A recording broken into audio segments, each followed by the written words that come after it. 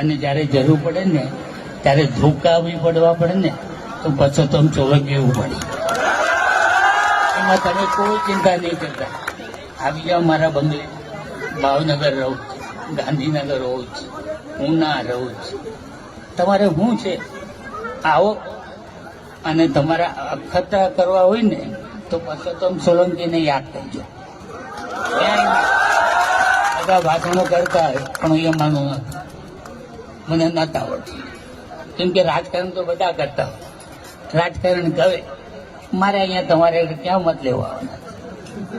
મારે હું પણ મારો સમાજ, મારો દુઃખી આત્મા થાય ને તો હું સમાજને જોતો. અને ભાષણ તો બધા રાજકારણીઓ કરતા, બધા વાતો કરી અને ભાગી જતા, પણ એમાં તો હું નથી.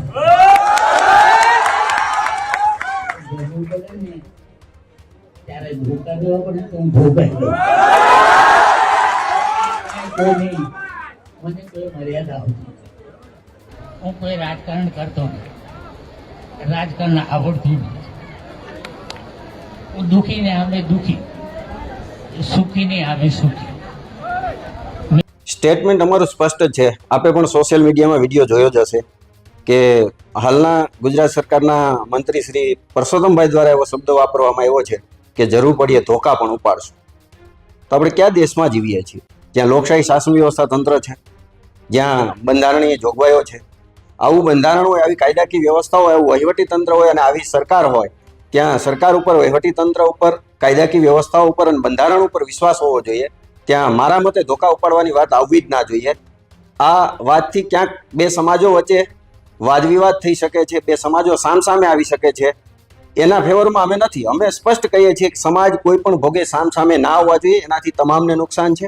એટલે અમારી ત્યાં વાત એટલી જ છે કે પરસોત્તમભાઈ એ સ્પષ્ટતા કરે કે ધોકા કોની સામે ઉપાડવાના છે, કોના માટે ઉપાડવાના છે અને શું કામ ઉપાડવા પડે. આવી કાયદાકીય વ્યવસ્થાઓ, બંધારણની વ્યવસ્થાઓ અને આવી સરકાર હોવા છતાંય અને સરકારના મંત્રી દ્વારા આવું બોલવામાં આવે એ કેટલા અંશે યોગ્ય છે?